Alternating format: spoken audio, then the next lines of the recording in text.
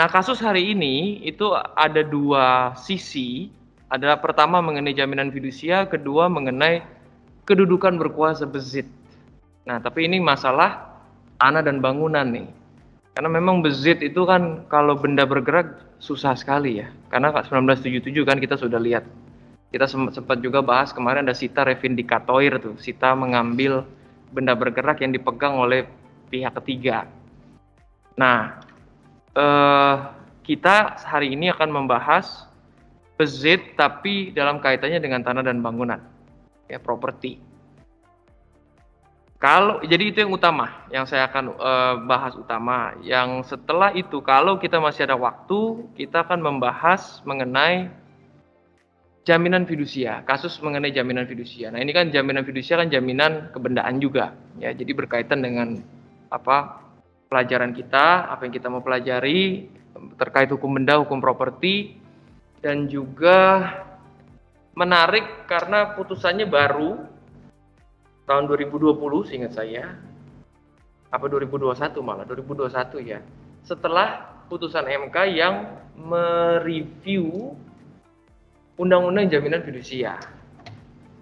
Jadi kita lihat deh ya, kalau sempat kita akan bahas. Memang kita pun sebagai advokat, kalau kita intinya apa sih kalau kita melihat putusan pengadilan, kita kan mau melihat apa sebetulnya? Kalau kita membaca putusan pengadilan, kita mau lihat apanya sih sebetulnya? Yang dicari sebetulnya dari putusan pengadilan apa sih? Atau kenapa sih kita harus mempelajari putusan pengadilan? Nah, jadi apa sih sebetulnya yang kita mau tuju dari kita membaca putusan pengadilan? Prinsipnya kan begini, kita kan sudah mengetahui kurang lebih hukumnya bagaimana kan gitu ya. Hukumnya bagaimana kan kita sudah tahu kurang lebih, karena itu sudah diatur dalam peraturan perundang-undangan. Dalam kasus kita kan di KUH Perdata misalnya, masalah Bezit itu kan diatur di dalam KUH Perdata. Sehingga kita kurang lebih sudah mengerti apa sih kedudukan berkuasa itu kan, Bezit itu apa. Nah, tapi selalu kan apa yang ditulis dengan kasusnya kemudian kasus nyatanya ini kan bisa berbeda.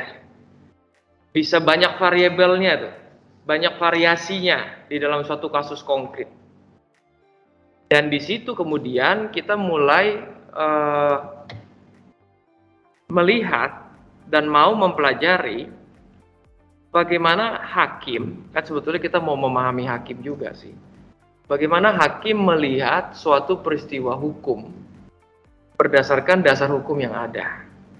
Nah, peristiwa hukum itu kan yang kasusnya itu yang kita pelajari ini. Berdasarkan dasar hukum, artinya berdasarkan rujukan-rujukan dasar hukum yang memang relevan dengan itu. Nah, jadi tadi Andrew mengatakan penafsiran.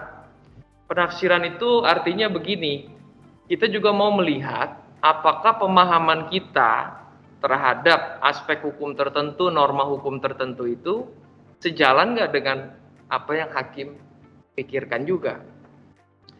Bisa beda, ya bisa beda, bisa sama. Nah, ketika dua-duanya bisa menguntungkan kita, bisa merugikan kita. Nah, cuman kan kita di sini bukan pihak dalam perkara. Kita bisa dianggap sebagai pengamat lah, kita student, kita belajar, kita pengamat. Tentunya lain posisi kita kalau kita di dalam perkara. Ya, kalau kita di dalam perkara, kita terlibat langsung. Ini kan masalah apa? Masalah argumen yang berlawanan atau argumen yang bermusuhan. Ya, jadi memang hukum tuh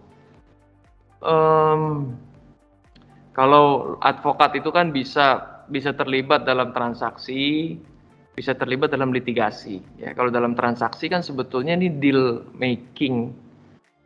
maker, ya, deal making lawyer. Artinya ini lawyer adalah untuk menyatukan kedua pihak, penjual pembeli misalnya, untuk menyelesaikan transaksi dengan baik. Itu deal maker atau deal making lawyer. Itu bukan bermusuhan posisinya. Tapi kalau litigasi kan kita bermusuhan. Penggugat sama tergugat tuh kan menang atau kalah. Nggak ada menang-menang. Kalah-kalah umum nih. Ya, tapi putusannya kan pasti entah ditolak atau diterima. apa dikabulkan, ditolak, atau dinyatakan tidak dapat diterima. Jadi kan ini memang adversarial sifatnya, itu bermusuhan, berlawanan. Jadi kita bukan di dalam perkara, ya. Jadi kita nggak bermusuhan sama siapa-siapa toh. Kita kan pengamat di sini, kita sebagai pelajar, kita mau melihat. Jadi apa yang kita amati, kita mengamati yang utama adalah pertimbangan hakim. Jadi nanti kalau kalian melihat putusan pengadilan itu akan terdiri dari gugatan pertama kan. Jadi satu pihak yang menggugat itu dia akan menceritakan kasus posisinya dia bagaimana. Kenapa sih dia menggugat? Apa dasar-dasarnya dia menggugat? Ya, apa alasan, dasar? Setelah dia menyajikan dasar-dasar, dia akan menyampaikan apa? Yang disebut sebagai tuntutan. Kan ada dalil atau posita, ada petitum. Mungkin kalian belum belajar, tapi nanti di hukum acara kalian pasti belajar. Jadi ada posita, ada petitum. Ada dalil, ada tuntutan. Itu gugatan. Nah, lalu di dalam proses beracara pengadilan, selalu ada kesempatan untuk tergugat juga, si tergugat ini yang digugat kan, untuk menyampaikan jawabannya. Untuk menjelaskan posisi hukumnya bagaimana. Nah, jadi nanti kalau kalian melihat putusan pengadilan itu, putusan pengadilan selalu ada gugatannya, lalu jawabannya apa, lalu repliknya si penggugat itu, artinya tanggapannya lebih lanjut dari si penggugat itu apa, lalu dupliknya tanggapan lebih lanjut dari si tergugat, baru kemudian masuk ke hakim, pertimbangan hukum. Pertimbangan hukum hakim. Nah, jadi apa yang kita lihat? Yang kita lihat itu pertimbangan hukum hakim. Kalau kita mau belajar bagaimana hakim melihat suatu permasalahan hukum, itu kita melihat pertimbangan hukum. Itu yang utama, ya. Jadi bukan lagi kita melihat gugatan jawaban. Sebetulnya kita nggak ke arah situ. Kita lihatnya pertimbangan hukum. Nah, tapi ada kalanya pasti ketika kita melihat pertimbangan hukum tidak begitu jelas pertimbangannya. Karena pertimbangan hukum tuh biasanya terutama kalau udah di level kasasi Mahkamah Agung kan sangat singkat dan hanya ke pokoknya saja. Langsung dia bahas pertimbangannya begini. Mungkin satu paragraf, mungkin 2 paragraf doang. Kalau kita bicara level Mahkamah Agung. Jadi sangat singkat. Nah, mau nggak mau untuk memahami pertimbangan kan kita harus membaca kasusnya secara lebih rinci. Artinya fakta-faktanya bagaimana, kasus posisinya bagaimana. Nah, itu mau nggak mau harus baca lebih detail seperti yang tadi saya bilang di bagian awal putusan pengadilan. Lalu, yang kalian juga perlu tahu, putusan pengadilan itu kan ada pengadilan negeri, ada pengadilan tinggi, ada Mahkamah Agung lah. Ini kan kita kasus perdata. Pengadilan negeri, pengadilan tinggi itu disebut sebagai judek fakti. Judek fakti tahu artinya apa? Jadi judek fakti yang memeriksa fakta. Itu contohnya pengadilan negeri apa? Pengadilan apa itu? Pengadilan tingkat mana? Untuk pengadilan di Indonesia yang memeriksa fakta itu artinya dokumen-dokumen bukti ya, dokumen bukti. Nah, kalau kita hukum di dalam suatu gugatan kita bisa ngomong apa saja, tapi kalau kita tidak bisa membuktikan, omongan kita tidak ada artinya. Ya, itu dalil kosong, dalil tidak bernilai. Karena di kacamata hukum, kita harus bisa membuktikan apa yang kita dalilkan. Nah, jadi judek fakti itu artinya pengadilan negeri, pengadilan tinggi, itu yang melihat bukti-bukti itu. Mahkamah Agung sudah tidak lagi melihat bukti, prinsipnya. Bukan berarti tidak sama sekali. Ya, prinsipnya mereka tidak melihat bukti. Tapi ada kalanya mereka tetap akan merujuk pada bukti kalau bukti itu berkaitan dengan kesalah tidaknya suatu penerapan hukum. Nah, jadi artinya Mahkamah Agung itu disebut judex juris. Dia bukan lagi disebut judek fakti, judek juris. Nah, sebagai judek juris, dia sebetulnya utamanya hanya melihat ada tidaknya kekhilafan hakim, kesalahan hakim, ada tidaknya kesalahan penerapan hukum materi maupun hukum formal. Hukum formal itu apa, Kak? Hukum formal contohnya tahu? Hukum formal, ada hukum materi. Hukum formal itu yang berkaitan dengan prosedur. Artinya hukum acara. Hukum acaranya maksudnya ada kesalahan. Kalau hukum materi, hukum yang berkaitan dengan substansi. Jadi kalau dalam kasus kita perdata itu hukum materinya apa? Oke, jadi itu secara overview mengenai apa yang perlu dilihat dalam suatu putusan pengadilan. Nah, kita ini kan bukan negara common law yang sangat mementingkan jurisprudensi, ya. Tapi bagaimanapun juga jurisprudensi atau pertimbangan hakim yang kemudian menjadi kaidah hukum itu, ya, itu tetap menjadi relevan, tetap menjadi penting di dalam bagaimana kita mempresentasikan posisi kita. Ini sangat detail di sini ya. Ini ada faktanya bagaimana pandangan penggugat, lalu petitumnya di sini ya. Ini hak Belanda nih, Recht van Opstal. Ini petitumnya dia nih. Ini yang dia sampaikan di dalam gugatan sebagai tuntutan agar hakim menetapkan ya. Menetapkan penggugat berhak mengurus sertifikat, menyatakan tergugat tidak berhak. Jadi prinsipnya nih, kasusnya mengenai apa sih? Kasusnya itu adalah antara bapaknya yang menyewa toko ya, tahunan nih, puluhan tahun, sampai bapaknya meninggal, anaknya pun tinggal di situ. Nah, ini anaknya yang gugat nih, anaknya menggugat. Sudah sewa terus lama puluhan tahun, lalu kan Indonesia merdeka, lalu juga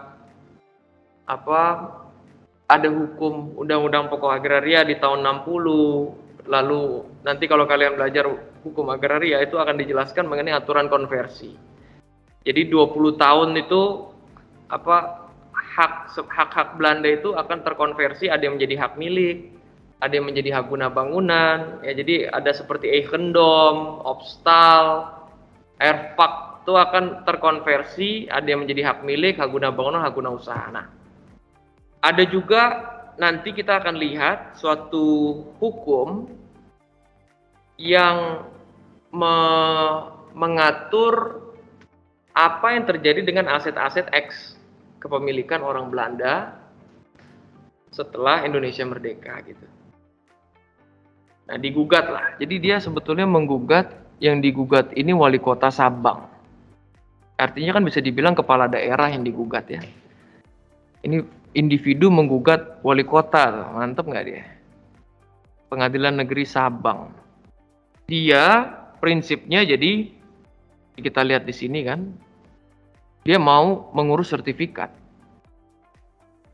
Penggugat berhak mengurus sertifikat untuk meningkatkan hak menjadi hak milik.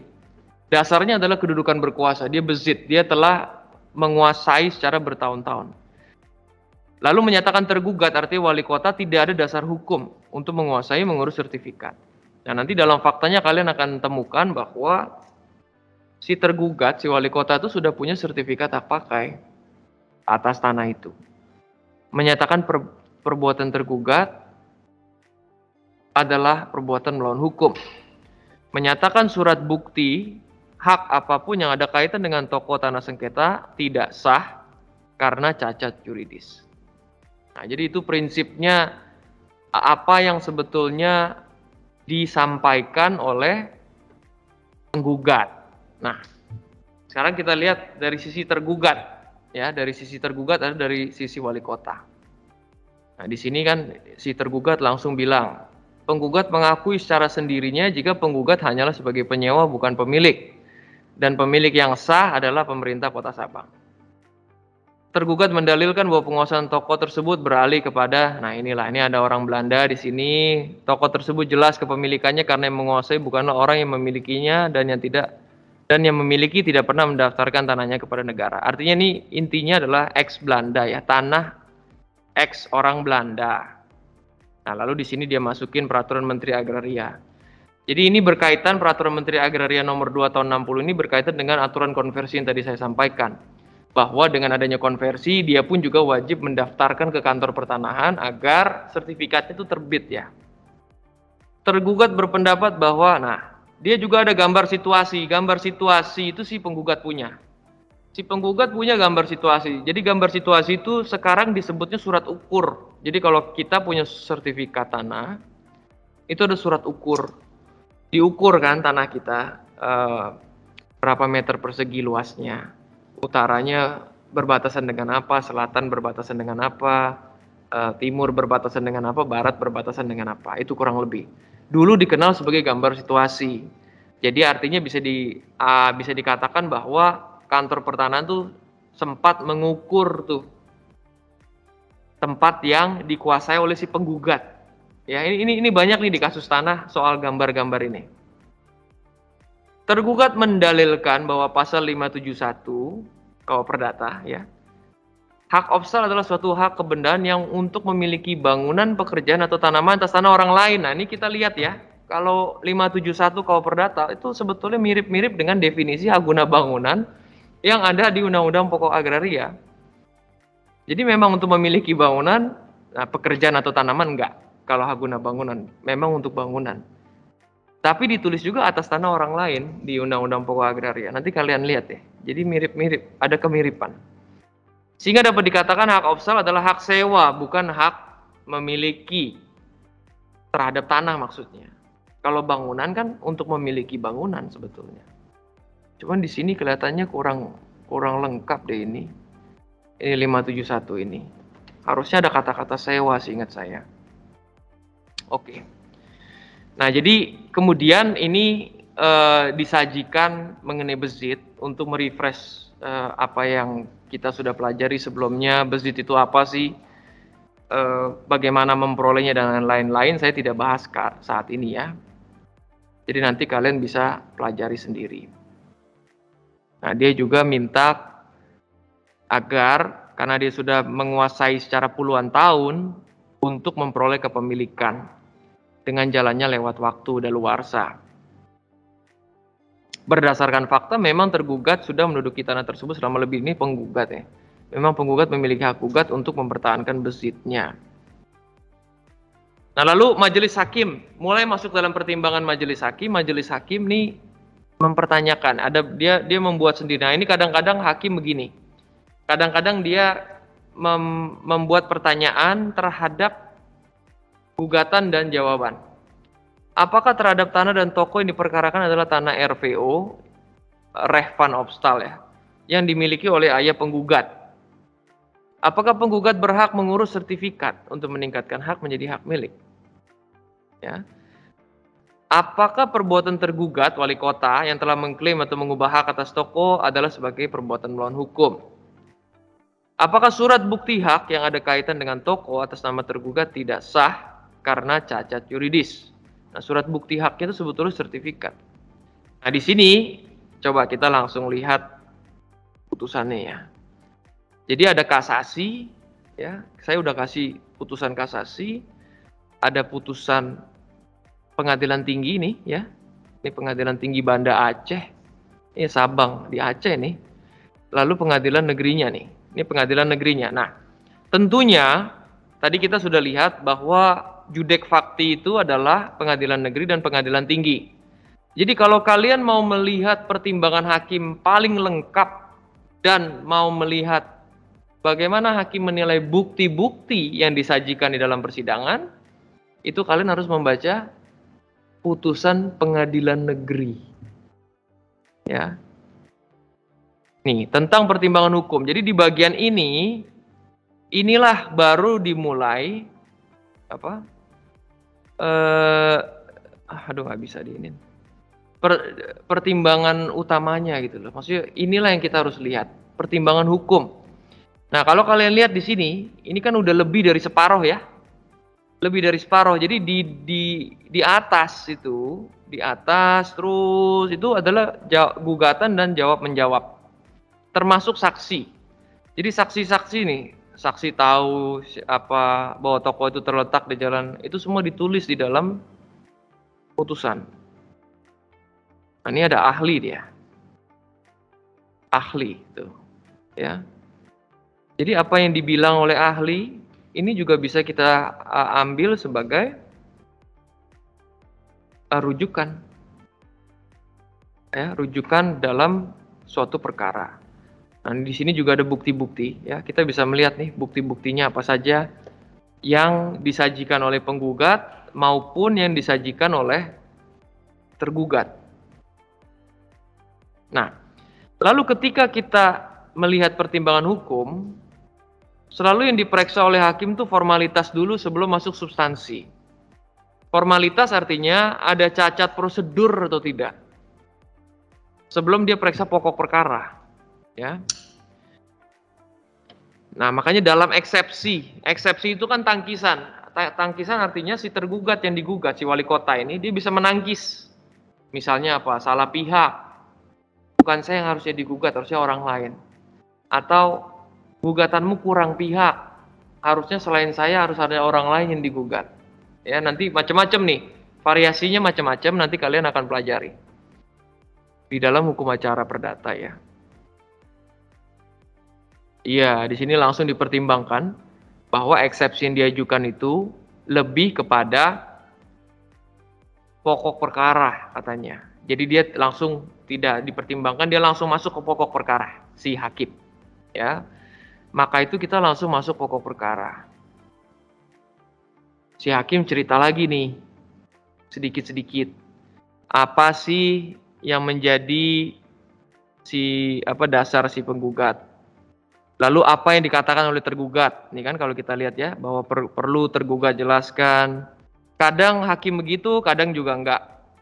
Di sini menimbang bahwa setelah mempelajari dan meneliti surat gugatan, jawaban, replik, duplik dari penggugat dan tergugat, maka majelis hakim menyimpulkan bahwa yang menjadi pokok perselisihan adalah, nah ini dia. Ini yang tadi 4 pertanyaan yang kita lihat ya. Ini hakim kadang-kadang begini, cukup banyak sih yang begini, supaya terarah. Nah, kemudian dia akan mulai menganalisis pertanyaannya ini satu persatu untuk menjawab pertanyaan-pertanyaan itu. Nah, kalian lihat di sini, dia merujuk kepada bukti. Nah, ini judek fakti memang harus begitu, ya. Telah mengajukan bukti-bukti surat. Dan ingat bahwa kalau kita ke pengadilan, yang menentukan itu ya bukti, bukan omongan kita. Jadi memang sebagai advokat, kalau kita mau mengajukan suatu gugatan ke pengadilan, kita harus pastikan bukti-buktinya kita sudah ada. Gitu. Ya, karena konyol kalau bukti nggak ada, kita main gugat. Dan ini dibubui dengan meterai. Ini kira-kira kenapa nih hakim bilang begini? Meterai, karena ada kaitannya dapat dipertimbangkan sebagai bukti surat di persidangan atau tidak. Jadi memang di pengadilan itu, kita harus meteraikan, namanya meteraikan kemudian ya, dimeteraikan kemudian nazeglen. Kalau tidak diterima oleh hakim. Itu memang hukumnya, itu undang-undang bea materai. Nah, di sini ada nih dia bilang ya, ada satu bukti tahun 64. Sejak bulan Juli 64 di dalam salinan surat keterangan tercantum nama Junetnya Pah, yaitu orang tua penggugat. Ini kan yang gugat anaknya. Tapi dia mendalilkan ini sudah dari zaman bapaknya dikuasai. Nah, jadi ini ada buktinya nih. Berdasarkan bukti, ya, jadi jelas ada buktinya. Saksi. Nah, di dalam acara peradilan perdata itu yang utama bukti tulisan. Bukti tulisan itu yang utama. Nah, tapi saksi tetap diperhatikan untuk mendukung bukti tulisan itu. Tapi sulit kalau tidak ada bukti, cuman ada saksi gitu ya. Karena hukum perdata ini bukan hukum pidana ya. Kalau hukum pidana justru malah bukti tulisan tidak begitu menjadi yang utama. Malah keterangan orang-orang itu yang utama. Kalau perdata justru kan formalnya yang utama. Nih ada saksi yang menerangkan bahwa semasa hidupnya ayah penggugat pernah membuka usaha pembelian komoditi. Benar dong, dikonfirm betul. Jadi ayah penggugat memang berkaitan dengan toko itu. Orang tua saksi juga pernah menyewa toko. Oke, ada saksi lain nih sekarang. Bahwa yang menguasai toko yaitu almarhum. Ya. Ada tadi bukti surat, ada 2 saksi di bawah sumpah mengkonfirm bahwa ayahnya si penggugat memang menguasai. Nah, lalu kita lihat tergugat. Tergugat membantah bahwa penggugat bukanlah sebagai pemilik, tapi hanyalah sebagai penyewa. Nah, ini kan kita lihat ya, bezit itu kan kalau kita menyewa kita juga menguasai tuh.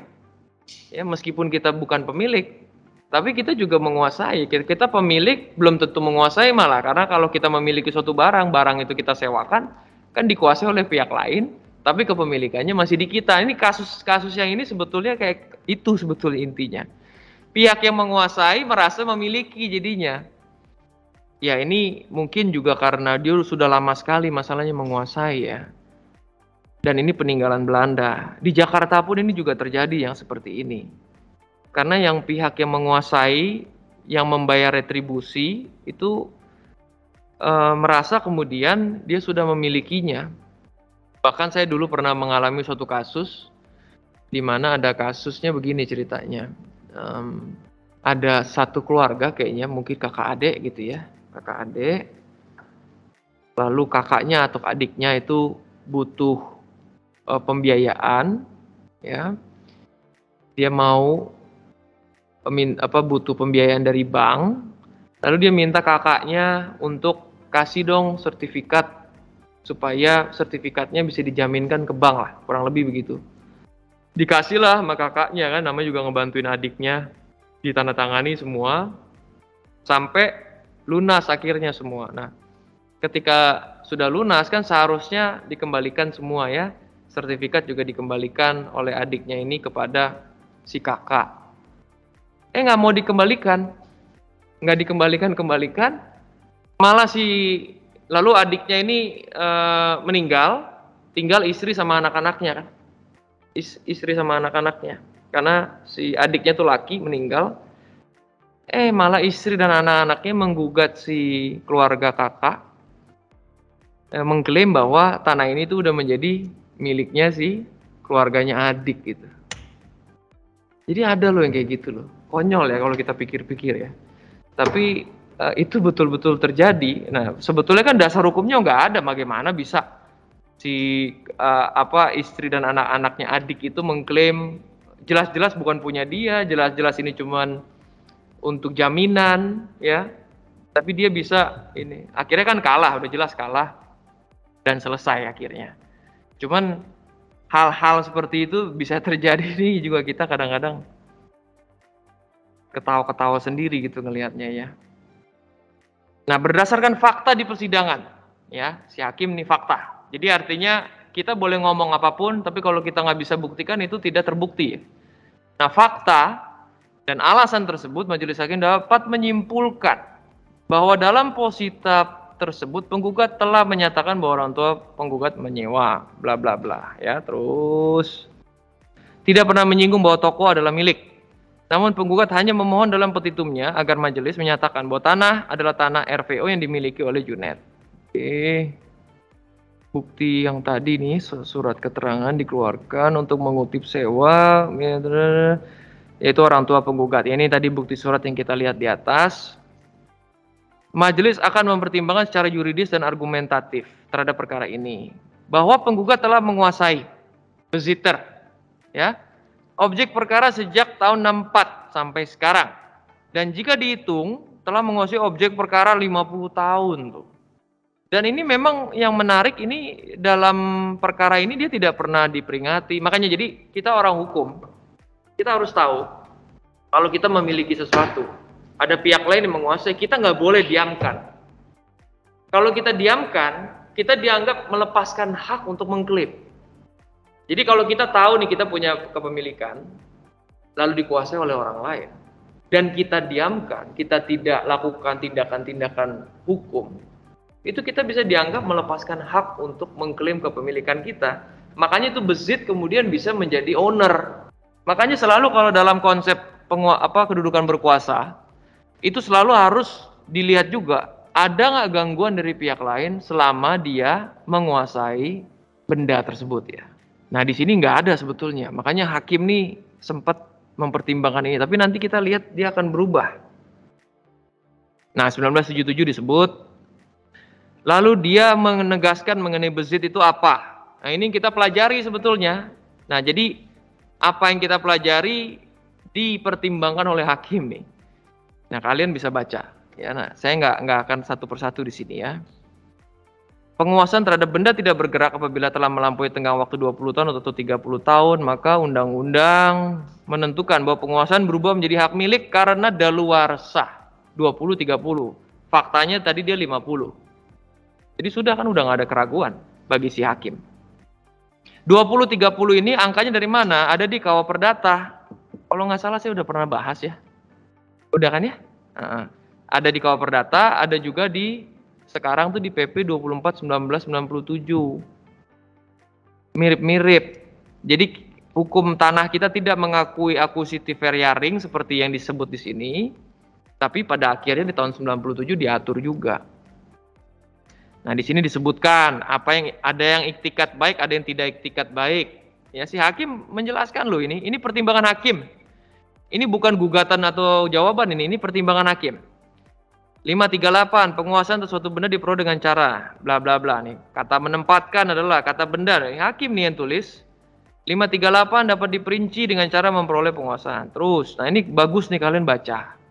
Supaya kalian juga memahami apa yang kalian baca di buku lalu dipertimbangkan oleh hakim. Coba dicek sama apa enggak. Ini ada korpus, ada animus. Menimbang bahwa dari fakta. Nah, balik. Jadi teori dasar hukum tetap harus disandingkan dengan fakta. Kalau nggak ada fakta, nggak ada artinya pengadilan. Karena fakta yang penting. Fakta dan keterangan saksi telah diperoleh titik terang bahwa penggugat telah menguasai objek perkara terus-menerus tanpa ada gugatan. Lihat, tanpa ada gugatan. Lain cerita kalau ada gugatan. Kalau ada gugatan artinya pemilik melihat barang gue dikuasai orang lain secara melawan hukum kan. Kalau tanpa ada gugatan, jadi seolah-olah kan memang benar gugatannya si Junet ini, si Ismail ya, siapa namanya nih. Benar, kan lu nggak pernah gugat gue, padahal lu tahu gue menguasai barang lu. Atau tanpa diminta kembali. Jadi tidak ada nih fakta ini, maksudnya gitu loh, maksudnya si hakim. Nggak ada tuh lu pernah minta barangnya lu, nggak pernah juga lu keberatan. Maka menurut ketentuan, undang-undang menentukan bahwa penguasaan berubah menjadi hak milik karena daluarsa. Dasarnya 584. 584 kan kita kemarin lihat hak milik diperoleh dengan cara macam-macam, pendakuan, ada pewarisan, ya kan, penyerahan, termasuk apa? Daluarsa. Ini bicaranya daluarsa.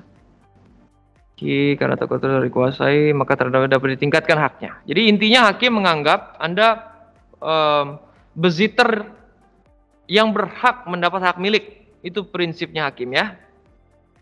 Bahwa yang menguasai terhadap benda tanpa ada gangguan harus diprioritas untuk memperoleh hak milik. Tuh, ini ada ahli lagi yang ngomong. Ahli ngomong begitu. Dipakai juga oleh hakim sebagai dasar pertimbangan dia. Bahwa dengan demikian, dalil penggugat yang menyatakan bahwa tanah dan toko telah dikuasai secara turun-temurun dan terus-menerus tanpa ada gangguan dapat dibenarkan. Kalau hakim sudah utamanya begitu, dia udah pasti kalah. Artinya tergugat kalah. Ya, tergugat kalah. Tinggal dikabulkan seluruhnya, apa dikabulkan sebagian. Jarang sih dikabulkan seluruhnya, biasanya dikabulkan sebagian. Mengabulkan gugatan sebagian. Menyatakan toko adalah toko Junet. Menetapkan penggugat berhak mengurus sertifikat. Karena dasarnya, jadi kalau kalian cuma baca putusan, kalian nggak tahu kenapa hakim menetapkan penggugat berhak mengurus sertifikat. Jawabannya ada di pertimbangan yang tadi kita bahas. Ya, jadi yang utama bukan putusan. Bukan putusan yang utama. Yang utama kenapa hakim memutuskan ini. Itu yang kalian harus lihat. Menyatakan tergugat tidak berhak. Kenapa tergugat tidak berhak? Nah itu ada di atas. Tapi tadi kita nggak bahas. Ya karena masih panjang tadi pertimbangan hakim. Oke. Jadi ini pengadilan negeri. Lalu coba kita lihat pengadilan tinggi. Dia banding. Lalu dia masukin lagi bukti mungkin di tingkat banding. Pengadilan tinggi. Ini kan memang agak membingungkan ya. Ini panjang-panjang begini. Nah kita harus melihat tentang pertimbangan hukum kembali. Menimbang bahwa setelah pengadilan tinggi memeriksa dan meneliti. Dia periksa lagi. Menimbang bahwa alasan tingkat pernah menolak seluruhnya eksepsi udah benar. Oke, eksepsi dia setuju sama pengadilan negeri. Pokok perkara. Bahwa yang dipersengketakan adalah mengenai tanah, RVO. Adalah tanah tersebut dahulu dikuasai oleh orang Belanda. Disewa oleh orang tua penggugat, terus, nah ini vide bukti P1 ini artinya bukti-bukti yang disampaikan ya. Dilanjutkan oleh terbanding, bahwa setelah pembanding menaikkan retribusi. Nah, ternyata sewa terhadap objek sengketa dilanjutkan oleh terbanding. Terbanding itu semula penggugat. Sejak tanggal 14 Desember 2010 sampai 2011. Ini jadi ditekankan oleh pengadilan tinggi fakta bahwa si penggugat itu nyewa sebetulnya. Jadi kedudukan berkuasanya karena sewa. Nah, yang di tingkat pertama itu tidak begitu tampak tuh oleh si judek fakti pengadilan negeri. Menimbang bahwa setelah pembanding semula tergugat menaikkan retribusi, ternyata terbanding tidak memperpanjang sewa. Nah, ini terbalik kalau gitu. Dengan alasan biaya sewa terlalu tinggi. Kalau dia tidak memperpanjang sewa dan dia tetap menguasai, kan justru dia beziter yang melawan hukum.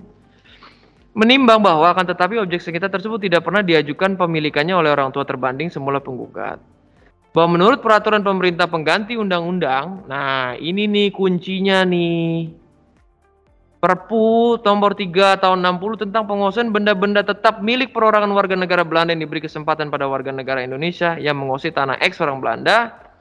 Semua benda tetap milik perorangan warga Belanda yang tidak terkena oleh undang-undang bla bla bla yang pemiliknya telah meninggalkan wilayah sejak mulai berlakunya dikuasai pemerintah. Dalam hal ini Menteri Muda Agraria. Diambil oleh pemerintah. Nah, kok bisa sampai ke wali kota? Itu pasti ada sejarahnya. Banyak ini ceritanya ini kayak begini. Kan di tahun 60 banyak aset-aset itu ditinggal oleh Belanda kan. Dikuasai siapa? Di sini disebut pemerintah, tapi dalam perwujudannya itu dikasih ke pemerintah-pemerintah daerah. Jadi kalau misalnya bangunan Belanda itu di Jakarta, dikasihnya ke Pemprov Jakarta gitu. Bangunannya di Sabang ya dikasihnya ke Pemprov Sabang. Itu banyak kasus seperti ini. Menimbang barang siapa. Nah, jadi ini undang-undang perpu ya dasarnya. Ini mungkin tidak tampak di dalam pengadilan negeri. Bahwa barang siapa dalam hubungan dengan pembelinya menguasai di dalam waktu 2 bulan yang mulai berlakunya perpu wajib menyerahkan penguasaan tersebut kepada panitia setempat. Menimbang bahwa terbanding dahulu penggugat mengajukan bukti surat tidak ada aslinya. Tuh. Jadi kalau bukti di pengadilan kita harus menunjukkan asli. Udah banyak ini berkali-kali. Kalau kita punya bukti tapi cuma fotokopi, kita tidak bisa menunjukkan asli, tidak mempunyai kekuatan pembuktian. Hakimnya ngomong begitu. Jadi kita punya sertifikat tanah misalnya. Kita nggak punya asli, kita cuma punya fotokopi sertifikat tanah. Itu hakim bisa dengan mudahnya bilang, saya tidak menganggap Anda memiliki sertifikat tanah itu. Karena Anda tidak bisa menunjukkan asli. Nih, fotokopi tidak ada asli itu ditulis tuh. Jadi si hakim tinggi ini kelihatannya memang dia mau bilang ini nggak bisa dipakai nih. Yang diajukan penyewa kemudian media terhitung hingga ada pencabutan kembali. Menimbang bahwa dalam memori bandingnya menyatakan berdasarkan perlu menentukan bahwa semua benda ini nggak mulai berlakunya itu maka. Nih oleh karena itu maka pembanding semula tergugat arti si wali kota ya menyatakan bahwa tanah dan bangunan objek sengketa adalah milik tergugat berdasarkan perpu tadi. Menimbang bahwa oleh karena kontra memori banding tidak beralasan maka haruslah dikesampingkan. Kontra memori banding itu adalah kontra memori si Junet. Karena memori banding disampaikan oleh wali kota, ya, kontra memori disampaikan oleh si Junet. Menimbang bahwa terbanding dalam kontra memori banding menyatakan bahwa pembanding tidak perlu mempersoalkan ketentuan sebab Menteri Agraria berkedudukan sama dengan tergugat, yang enggak sama dong. Maka sejak berlakunya Perpu, maka tanah tersebut dikuasai oleh pemerintah. Dalam hal ini pemerintah Sabang. Kita nggak jelas sih apakah betul terbukti bahwa itu sudah diserahkan dari pemerintah. Pemerintah kan harusnya pemerintah pusat. Dikasih ke pemerintah Sabang apa betul terbukti apa enggak kita nggak tahu ya. Di sini dia tidak jabarkan. Bisa jadi tidak ada dokumennya. Banyak itu tidak ada memang. Tidak ada dokumen dari pemerintah pusat misalnya kasih ke pemerintah ini, pemerintah daerah ini. Kebanyakan tuh nggak ada. Nah di sini kalau kita lihat kelihatannya si hakim langsung mempertimbangkan dan berasumsi bahwa udah pasti ke pemerintah daerah.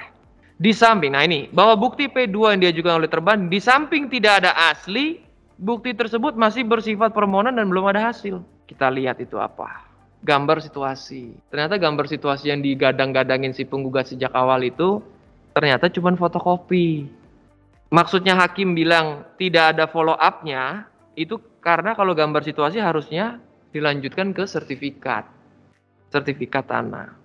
Di sisi lain, setelah berlakunya Perpu, pembanding telah mengurus surat-surat yang dibutuhkan untuk mempertegas tentang status tanah dimaksud dan keluarlah hak pakai.